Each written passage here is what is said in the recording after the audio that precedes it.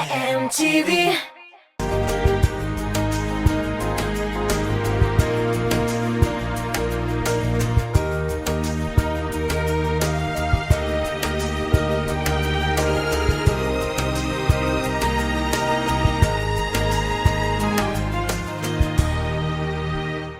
Сәмсіз Хамдана апа, студиябызда сізні көруебезгә аеруча шатбыз, чөнки күптәннән көттек без сезне. Исәнмесез, рәхмәт чакыруыгыз өчен. Тапшыру сер булып калсын дип атала. Сез бүген бөтен серләрегезне дә сөйләп бирергә әзерсезме? Бөтенесендә.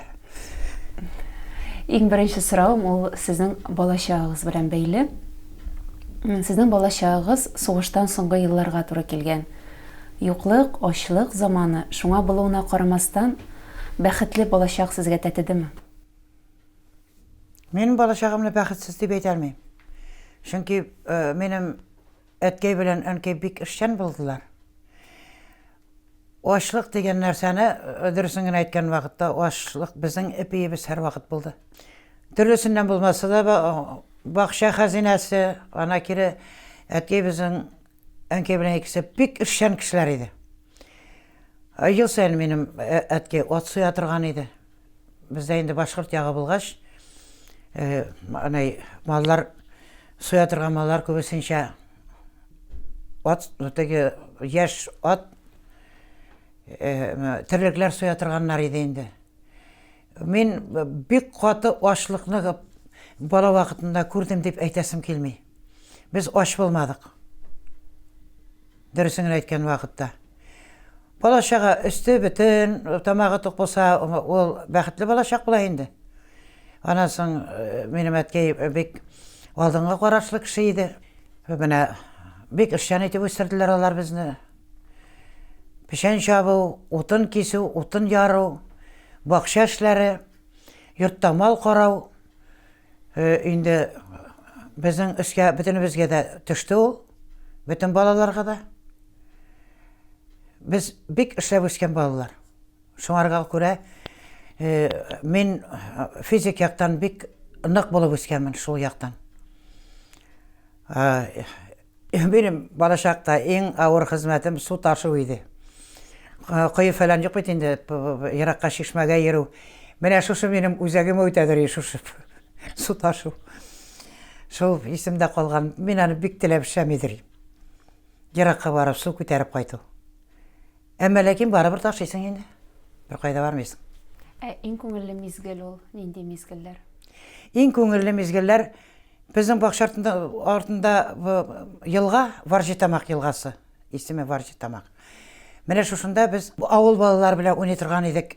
Безнең вакытта сугыш нәйләре, уеннары ике группага бүленеп, бер яктан икенче якка байрак алып чыгу безнең теге соревнование ярыш иде.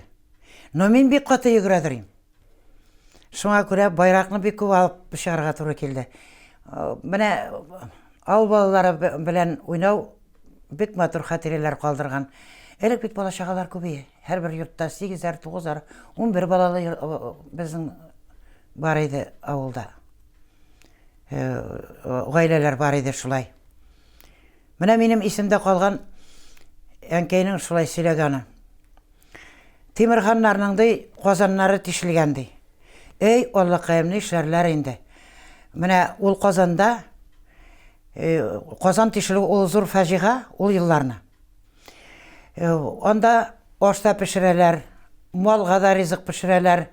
Анасын кер юарга да су кайнаталар. Бөтен эш көннең буе Казан төбе катыр-кытыр инде. Берсен алыштыра торалар, жуа торалар, икенчесен процессын эшли торалар. Авыл җирендә Казан тишелү иң зур фаҗига. Шунда ризык әзерләнә, бүтән әзерләр җир юк бит. Самавыр инде. Менә шушындай. Шулар истә калган. Балачагымны мин бик матур иттереп исемдә калган. Урманнарга йөрү, әткәй мине бер кашында калдырмыйдыр, икел урманга алып барадыр. Юка кабыклары төшереп, аны төннә батырасың, мунчала әзерләр өчен. Аны эзләп йөриләр, тотсалар инде, берәр елга да утырталар ул елларны. Туба деген жеребіз бар ие. Шул тубаға әткей белән икебез шушы курысны батырадырыйк та. Тол кайрысын. Ул күпмедер вакыттан соң инде мунчалага әйләнә, аны таң аткан вакытта чыгарып, мунчаласын айырып алып, аның кайрысын урман арасына чыгарып ташлыйсың инде. Аны гел төнне менә ярым йорты или теге кеш белән теге караңгы төшкән вакытта эшләйсең. Ана кире иртән теге шак кына таң беләнгән вакытта, бер-береңне күрер вакытта. Тапсалар инде аны ахырысы әйбәт түгел инде. Менә шушындай хәтерләр калган инде. Бала чагымда мин бик сагынып искә алам һәр вакыт. Гел әткәй янында үстем мин, әткәйнең чанасында, арбасында.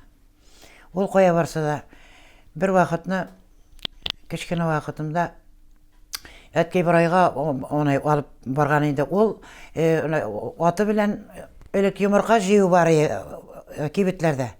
Шул йомырканы районга итә торган иде. Шунда мине алып барган вакытта милиция тыкырганда, милиция торган җирдә колонка бар иде, су колонкасы. Шунда атаны чиргән инде ул.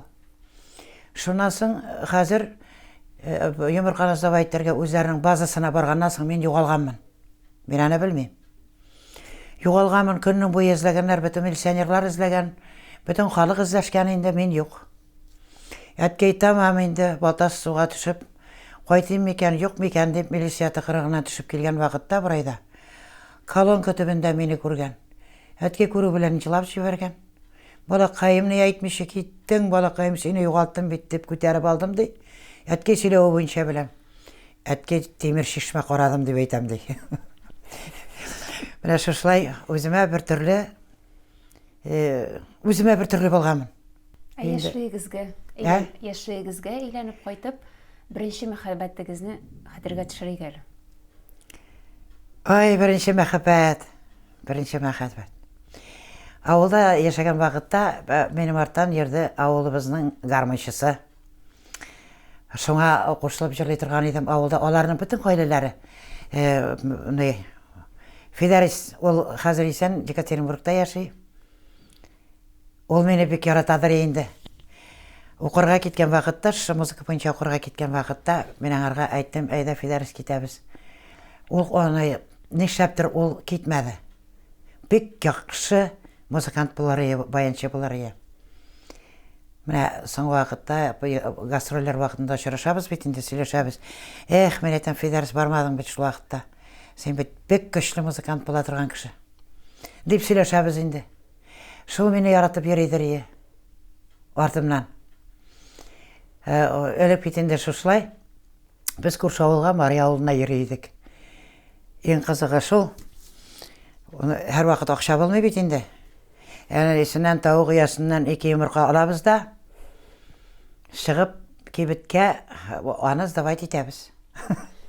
Шуннан күпме булгандыр инде, күпме булганын да белмим. Шул көтеп торабыз, ул кино инде башына кичке сәгать 11ләрдә җәй көне. Кибет бит сәгать 7ләрдә, 8ләрдә ябыла, шуны көтеп торабыз. Шул акча кино карыйбыз инде. Шуннан шул истә калган әнкәй әйтә, бу тавыкты йомырка салмый ди, моны расходка җибәрергә кирәк, суярга кирәк дигәндәй. Шул кинодан кайткан вакытта егетләр арттан чыгабыз да йөгерәбез клубтан.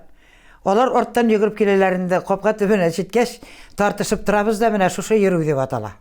Безнең заманда шулай иде. Кайсы вакытта кайтам да капка төбенә.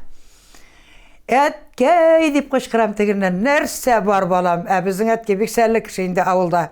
Әткәйнең тавышын ишетүгә мине озатып килгән егетләр юкка чыгалар. Шушылай итеп, шушы йөрү буладыр безнең заманда.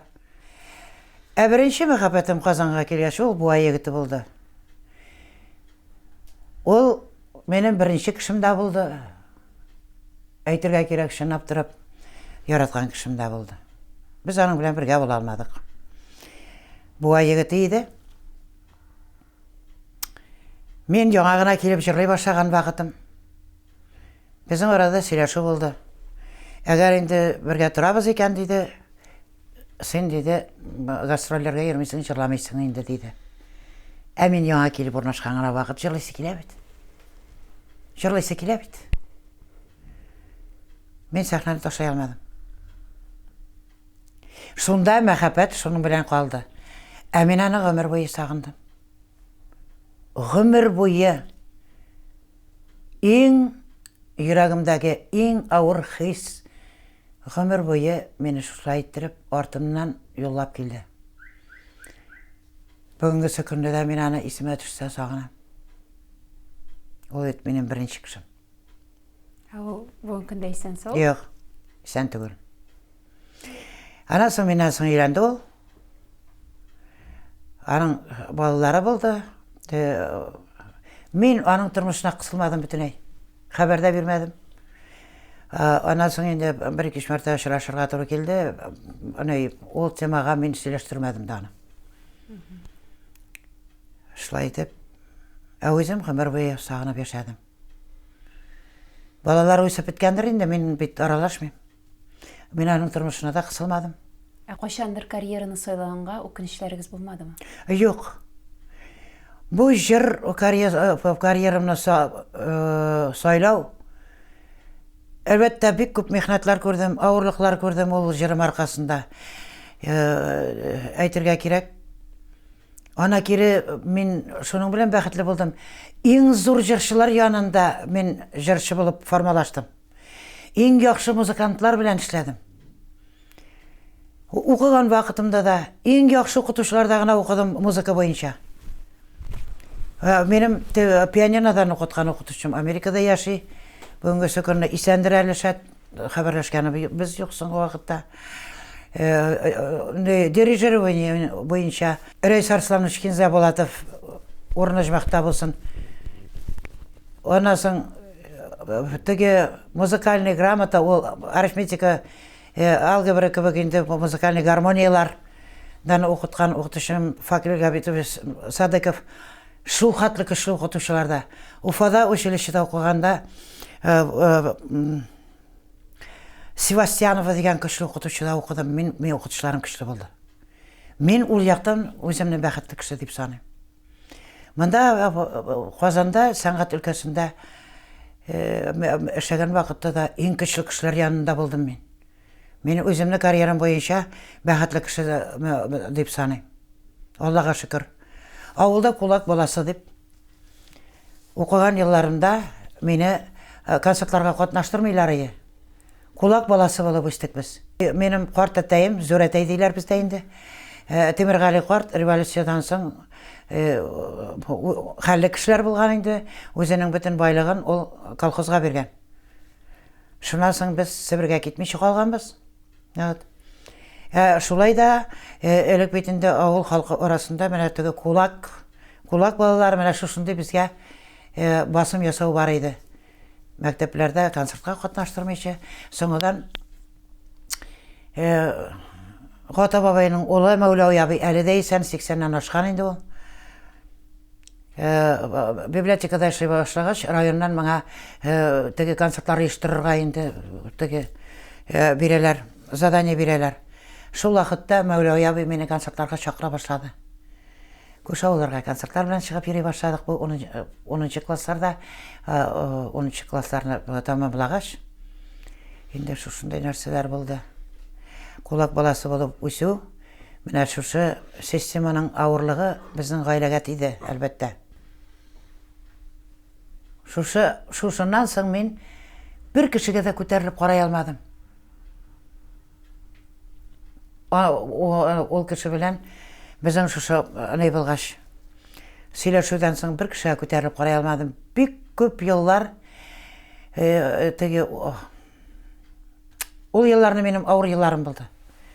Гел сагынудан да, көтүдән дә авыр нәрсә юк синең.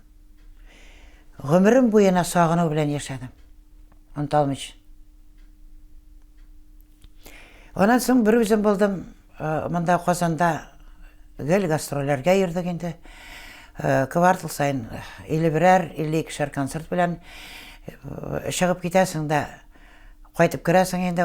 Бер кеше дә риза булмый, теге торган хатыны белән чыгып китеп, икешәр ай гастрольдә йөргән хатыннар белән торучылар бик сирәк дип уйлыйм мин. Ул 1000-1. Безнең эшнең системасы шулай булды. Ну, мин җырларга яраткач, сеңлем сәхнәне ташлый алмадым мин. Менә аны әйтеп аңлату түгел. Бик каты җырларга яраттым мин. Әле дә яратам мин җырларга. Бүгенгесе көнгә хәтле фонограммага авыз ачканым юк. Бүгенгесе көнгә хәтле үз тавышым белән җырлыйм. Сеңлем теге ни өченме? Вожданым намусым кушмый. Кеше бит менә шушындай гади халык безнең соңгы акчасына менә моны якыннан күрим әле, шын җырлаган күрим әле дип килгән безнең тамашачыларга ничек фонограммага авыз ачып торырга кирәк. Бу бит беренчедән менә шушы озакы акчасын салып килгән кешеләрне алдау. Алар без чын күңелдән сине карарга киләләр. Икенчедән үзеңне үзең алдау, фонограммага җырлау бит ул. Җырчының теге профессионал яктан бик төшерә. Кеше җырлый алмый башлый аннан соң. Көндә җырлап тору тавышның мөмкинчелекләрен арттыра. Әйбәт итеп җырлый башлыйсың. Интервьюларыгызның берсендә сез әйткән сүзләр: "Олыгайгач кабат кияүгә чыктым. Мискин булып, кыйналып яшәргә туры килде. Ул елларны мин хәтта дошманыма да теләмим" дип әйткәнсез. Моны мин аны искә аласым килмәй сеңлем. Шулай гына дип җавап бирәмме? Мин бу турыда сөйләшәсем дә килми, искә дә аласым килми. Бу минем ялгышлыгым. Әмма бу чынбарлык.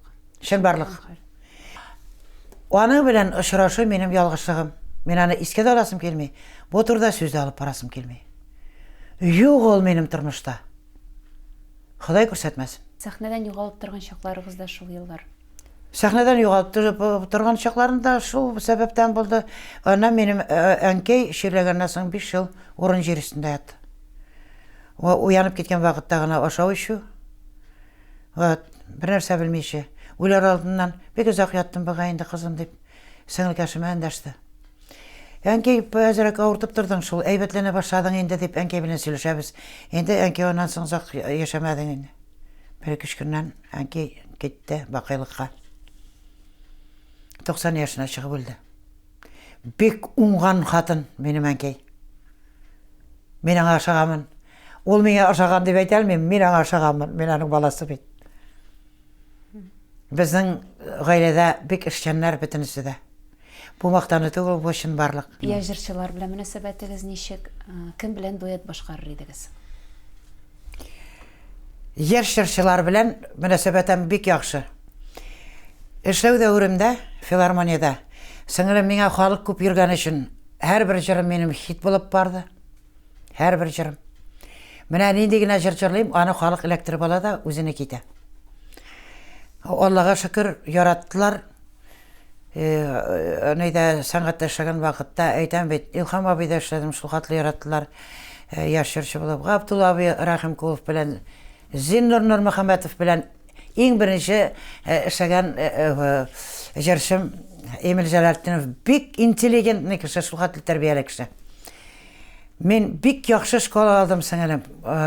Теге килеп эшли башлагач әйме, җырларымны яраттылар.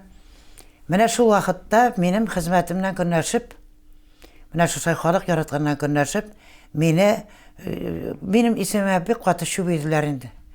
Нахак сүз белән бик каты интектем, мин бик каты каңгыраулы булдым сеңлем. Мине начар яктан күрсәтәбез дип, менә шушай йөргән артистлар бүгенге көнне берсе дә сәхнәдә юк. Шуңа ышанучы җитәкчеләр дә. Менә аларга гына минем күңел рәнҗи. Алар бит шушындый зур җирләрдә эшләгән кешенең үзенең фикере булырга тиеш, һәрбер кешегә карата. Менә шундый иракларга ышанып утыра торган җитәкчеләр яшәде ул елларны. Шуңа күрә үземә сүз әйткәнем бар. Яшь җырчыларга бер кашанда бер нинди авырлык китермәм дип. Халык үзе сайлап ала ул кирәкле җырчысын сеңлем. Дөнья киң, дөнья иркен. Безнең халыкның җырлы булуы бигрәк тә күркәм хәл бит инде ул. Без бит әйтергә кирәк, теге бик күп милләтләр шикелле күп халык түгел. Без теге аз миктарлы халык, татар халкы, без үзебезнең мөселман халкына җырлый торган җырчылар. Инде шуңа күрә сәнем мин хәзерге яшьләргә ни өчен әйтәм, сәхнә бәхете бирсен. Булдырганнары эшләсен, булмаганнарын халык үзе төшереп калдыра ул. Тыңлый да, һәммәсе ярамый дип. Бу халыктан тора. Безнең иң зур бәһа бирүче судьялар ул халык. Ярыш җырчылар белән минем мөнәсәбәтләрем бик әйбәт. Менә соңгы вакытта мин үземнең энекәшем Илһам Шәриф белән җырлыйбыз.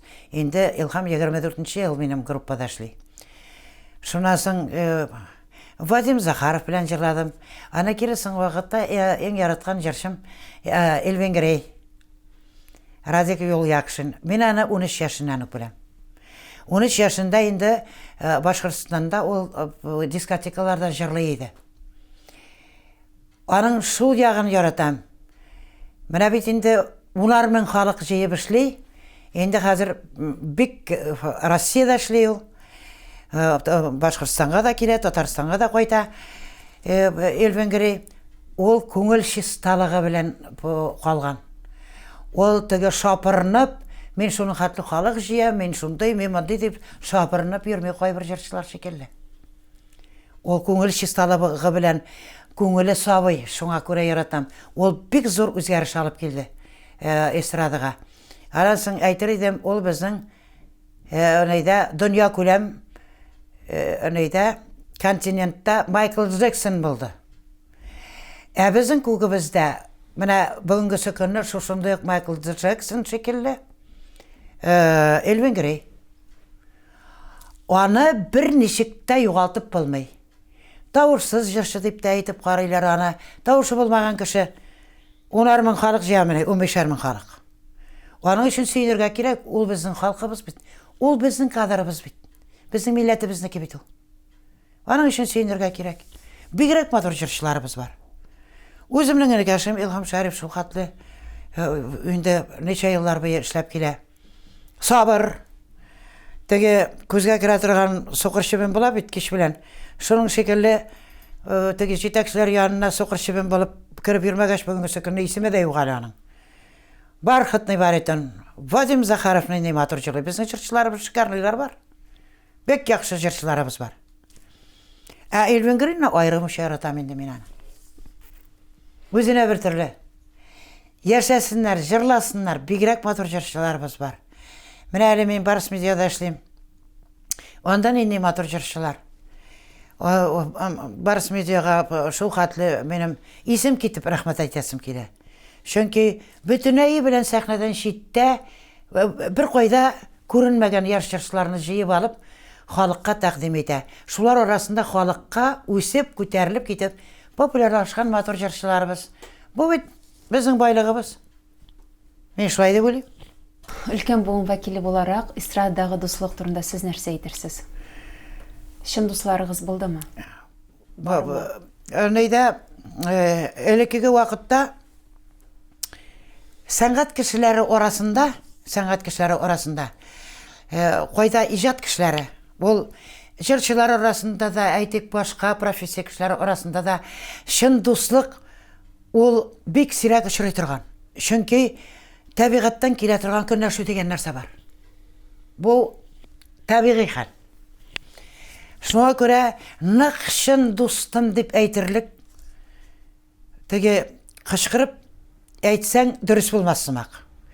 Минем үземнең коллективта бергә эшләгән менә Фердинанд Салахов, Раил Бикбаев булды, миңа бик теге турлыклы кешеләр, үземнең коллективта эшләгән кешеләр. Аннан соң музыкантлары Рафак Агаров мине белән эшләде, Вадим Усманов, музыкальный руководительләрем. Аннан соң әйтергә кирәк, минем Илһам абый Шакиров. Теңдәшсез җырчы, аның кебек җырчы бүгенге көнне мин әле күрмим. Ул аерым бер мөгъҗиза. Аны бер артистлар белән менә миңа сорау бирде бер көнне бер журналист. Нәрсәсе белән дә айырылып тора башка җырчылардан Илһам абый ди. Әгәр башы булган журналистлар бу сорауны бирергә дә тиеш түгел. Ул бер җырчы белән дә тиңләп булмый. Ул айрым бер дөнья, ул айрым бер табигать. Шундый вакытлар булды. Илһам абый эскадронны җырлады бүген. Дип эскадронны сорап җырлатадыр. Аннан соң тагын бер сүз әйтәсем килә. Менә мин ялгыз кайын дигән халык җыры җырладым. Аны миңа Илһам абый өйрәтте. Менә шушы халык җыры булып кергән, ул Илһам абый язган сүз, Илһам абый уйлап тапкан ки, ул Илһам абыйның җыры. Аның авторы Илһам абый. Аны шушы көнгә хәтле Илһам абый белә дә мин беләм. Бу Илһам абый иҗат иткән җыр. Дуслык бар дип әйтәсез инде. Мин дуслык бар дип әйтәм. Творческий теге иҗади кешеләр арасында ул инде ничек дип әйтәм, төп мәгънәсендә күбесе дус табылып каламый. Ул инде табигый хәл. Булай инде мин Илһам абыйны үземнең дустым дип әйтәрем. Аның белән дустым дип әйтү бик зур сүз бит инде ул. Әнә. Ул мине яратты, Илһам абый. Булай инде сеңлем. Мин иҗатта бәхетле, тормышымда да бәхетле дип әйтәсем килә. Ни өчен? Әле ялгызлык бәхетсез булу дигән сүз түгел. Ялгызлык. Ялгызлык та бәхет икән. Менә шушы мин иргә чыккач, ялгызлыгымның нинди зур бәхет икәнен аңладым. Ул бәхетсезлек түгел, мин ялгыз түгел. Минем күп тамашачыларым бар.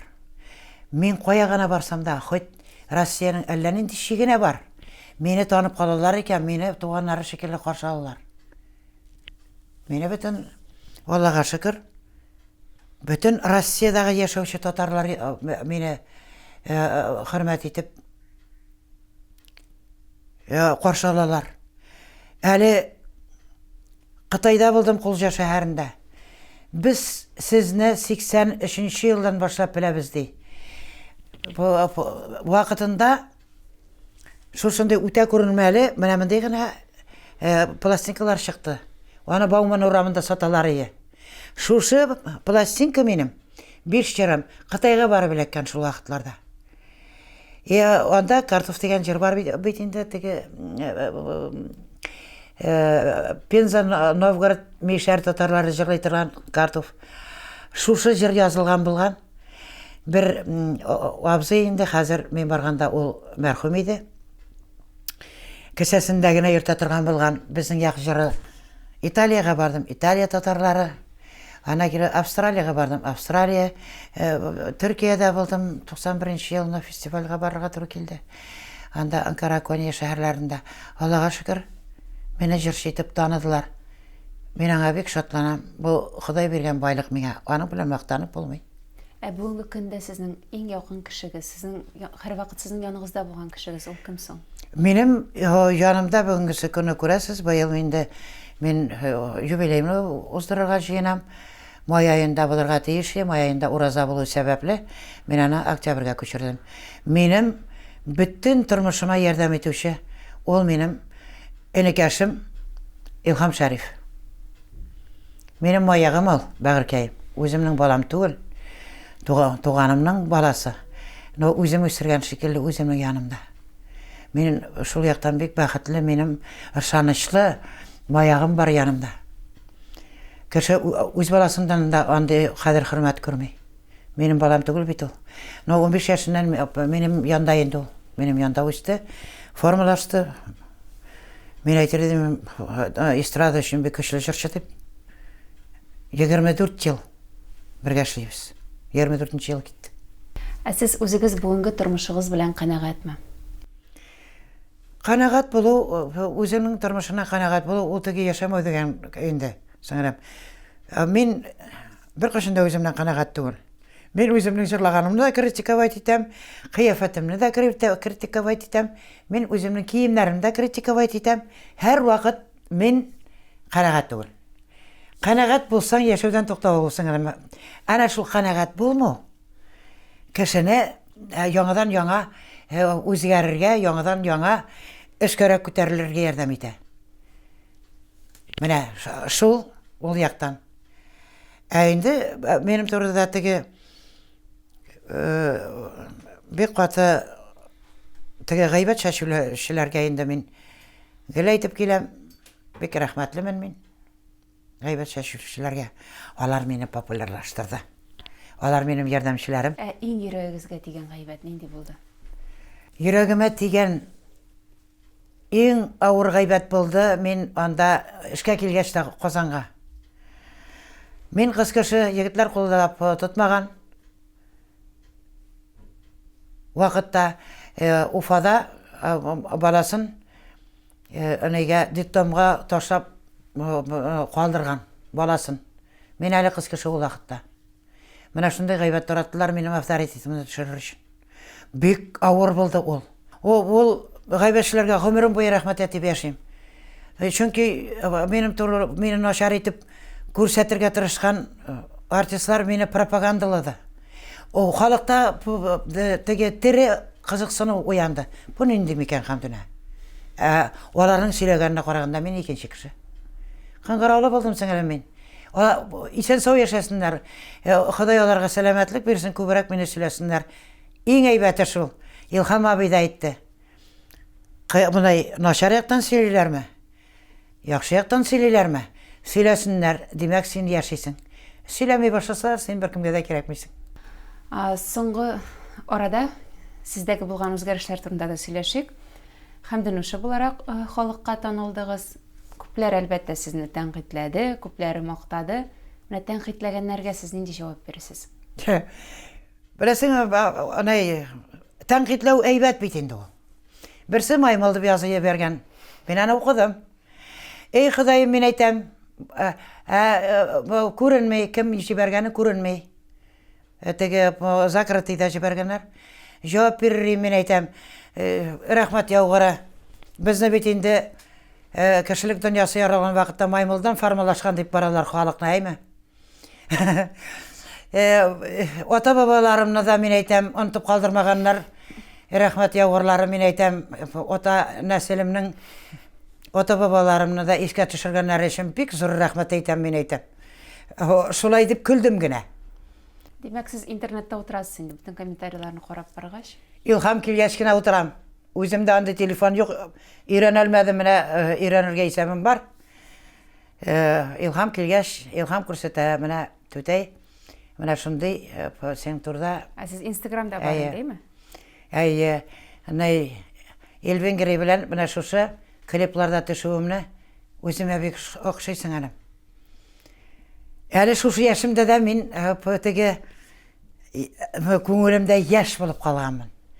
Мин шуны эшләй алганым өчен сөенеп йөрим. Менә ул әле нәрсә дип әйтсеннәр инде, бөтен кеше дә бер төрле уйламый бит. Оннан соң намазга утырсыннар, килешми инде бу яшьтә дип әйтүчеләр бар, әйме? Мин кечкенәдән үк Алла белән бергә үскән кеше. Минем әткәй Борай мәдрәсәсендә, мәдрәсәдә укыган кеше. Гарәп язуын, гарәпчә уку, су кебегечә. Әткәй гарәп телендә белә. Без Алладан аерылган кешеләр түгел безнең гаиләдә. Мин кечкенә бер-ике яшемнән үк бөтен нәйләрне беләм. Менә намаз укырга беләм. Вакыт җитәр, утырырмын.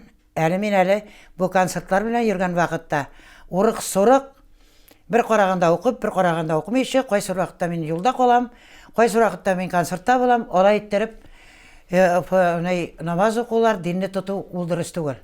Вакыты җитә, мин Алладан аерылган кеше түгел. Вакыты җитә, утырырмын. Әле мин вакыт җиткән дип уйламыйм. Минем шушы хатлы халыкка җырлап йөрүем сеңелем, үзе бер намазлык. Дөресен әйткәндә. Күңелем саф, халыкка җырлыйм. Инде бер кеше җырламаган 30дан артык татар халык җыры халыкка күтәрдем. Җырладым, Аллага шөкер.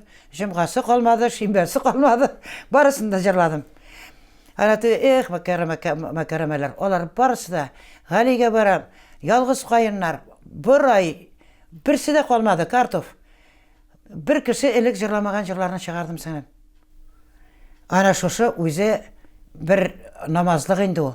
Хамдан апа, әңгәмәбезне тәмамлап, ялларыгызны ничек уздырасыз? Шуны сорыйсым килгән иде. Жай көне ялларымны бакчада уздырам, бигрәк яратам бакчада казынырга. Ул безнең канда инде, авылда үскән кешенең. Ана кире гомер буе гастрольдә йөреп, теге телевизор карау юк ие, күбрәк вакытында телевизор карыйм. Бик тарихи әйберләрне карарга яратам. Тарихи әйберләрне күбрәк карарга яратам. Шундый каналлар бар. Bütün тарихны сөйли торган каналлар бар. Мин тарихи әйберләрне яратам сыңа. Менә бу заманга яраклашып язылган романнарны бик кабул итә алмыйм. Чөнки ана шунда язылган әйберләр кайберсе бит инде теге булай уйланылган гына нәрсәләр бит инде. Андый нәрсәне укый алмыйм сыңа. Күңелемә ярамый. Иде димәк, иде ял итәргә яратасыз. Иде ял итәргә яратам. Анан иде дөресен әйткән вакытта музыка тыңлаганым юк. Бик тыңласам, менә шушы үзебезнең борынгы көйләрне тыңлыйм инде теге. Ничек җырланган формалары, элек ничек җырлана, хәзер ничек җырлана. Хәзер бөтенләй ничек бозып йөрлиләр, ансын да тыңлыйм. Менә шулай мин гастрольдән кайткач күбрәк өйдә булырга тырышам сиңа. Әҗәй көне бакчада. Ул ялыктыра бит ул. Гел менә шулай юлларда йөрү. Инде күп җирләрне күрдем. Рәхмәт яусын. Габдулла абый Рахимкулов группасында йөргән вакытта да Илһам абый, анан үзем бик күп йөрдем. Кавказны урап чыктым. Безнең Нурмөхәммәтов белән Молдавия, Украинада гастрольләрдә булдым. Ана кире Архангельскийдан алып бөтен Россия буйлап Улан-Удыга хәтле барып концертлар куйдым. Мин дөресен әйткән вакытта авылларны, шәһәрләрне җыелып йөреп чыктым дисәм дә ялган булмас. Рәхмәт чакырганыгыз өчен. Хамдан апа, ихлас җавапларыгыз өчен сезгә рәхмәт. Сезгә сәламәтлек, уңышлар, тагы да яңа хит-җырлар теләп калабыз. Рәхмәт яусын, бик матур тапшырулар алып барасыз. Мин һәр вакыт сезнең тапшыруларыгызны карап барам. Бик матур тапшыру эшләгәнсез. Рәхмәт сезгә.